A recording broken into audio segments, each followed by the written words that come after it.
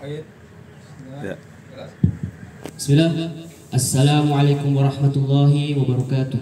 Waalaikumsalam. Alhamdulillahilladzi khalaqal mauta wal hayata liyabluwakum ayyukum ahsanu amalan. Wa asyhadu an la ilaha illallah wa asyhadu anna Muhammadan abduhu wa rasuluhu la nabiyya wa la rasula ba'da. Hadirin rahimakumullah taala jami'an. Pada kesempatan kali ini izinkan saya untuk menyampaikan materi yakni dengan tema pentingnya waktu atau urgensinya waktu. Dan saya akan mengangkat dalam Quran surah Al-Asr ayat 1 sampai 3. Allah berfirman, A'udzubillahi minasyaitonirrajim. Bismillahirrahmanirrahim. Wal 'asr. Innal insana lafi khusr illa alladzina amanu wa 'amilus solihati wa tawassaw bil haqqi wa tawassaw bis sabr. Oleh karena itu, pada kesempatan kali ini kita akan mengambil hikmah dan pelajaran pada Quran surat Al-Asr ini, dan ada 3 urgensi waktu dalam Quran surat Al-Asr ini. Yang pertama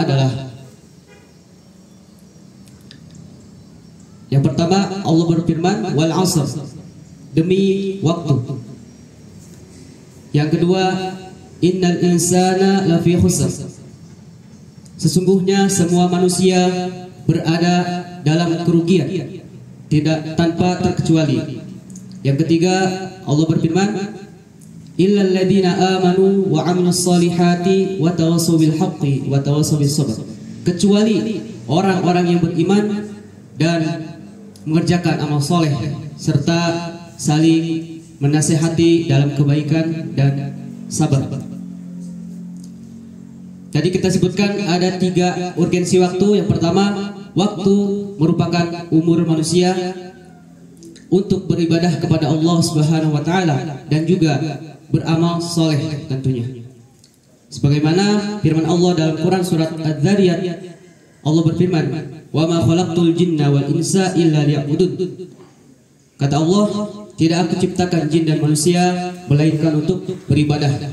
Maka kita sebagai ciptaan Allah Subhanahu wa taala sepatutnya untuk mengabdikan diri kepada Allah Subhanahu wa taala, yakni dengan sholat 5 waktu misalnya, sehingga kita dapat memaksimalkan waktu-waktu kita paling minimal sholat 5 waktu. Yang kedua, urgensi yang kedua adalah waktu merupakan hal yang akan ditanya oleh Allah Subhanahu wa taala kelak di akhirat nanti. Sebagaimana hadis Rasulullah SAW, ada 4 hal yang akan ditanya oleh Allah Subhanahu wa taala. Yang pertama adalah umur. Kita habiskan umur kita buat apa?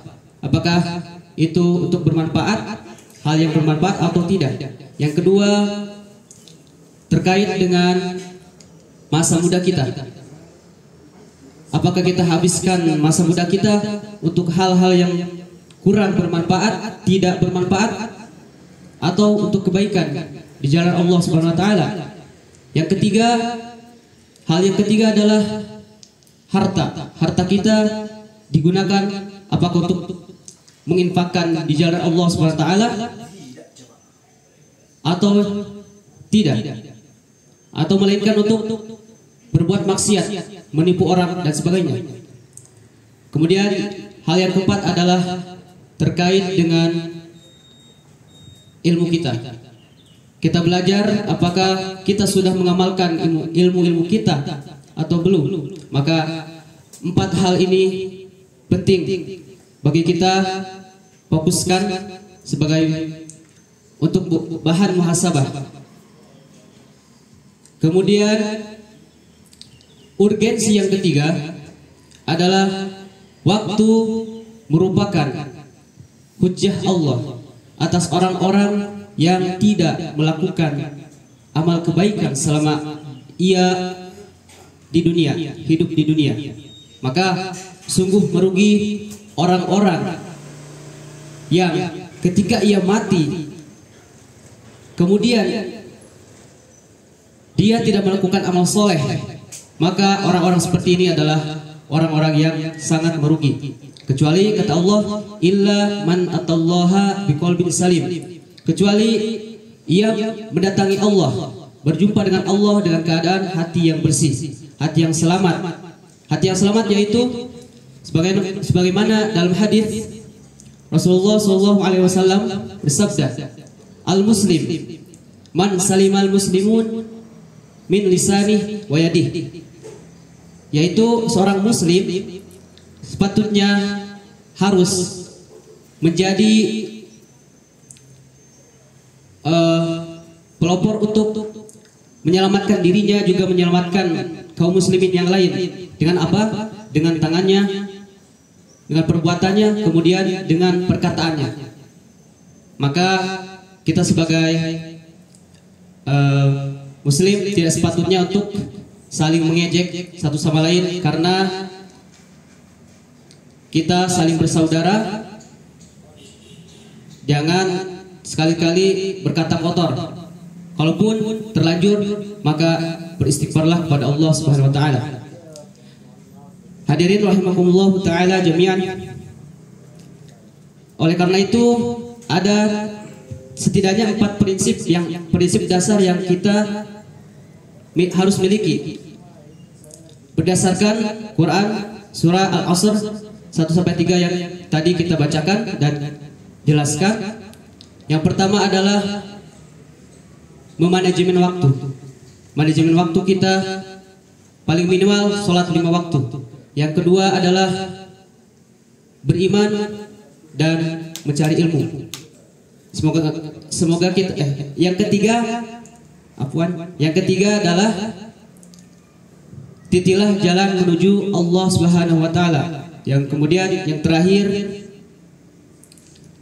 selalu menasihati dalam kebaikan dan sabar. Oleh karena itu semoga Allah memberikan kekuatan kepada kita, diistiqomahkan untuk bisa memaksimalkan waktu kita untuk hal-hal yang bermanfaat. Amin, amin ya Allah ya Rabbal Alamin. Mungkin hadza minni, apabila ada kesalahan mohon dimaafkan. Wassalamualaikum warahmatullahi wabarakatuh.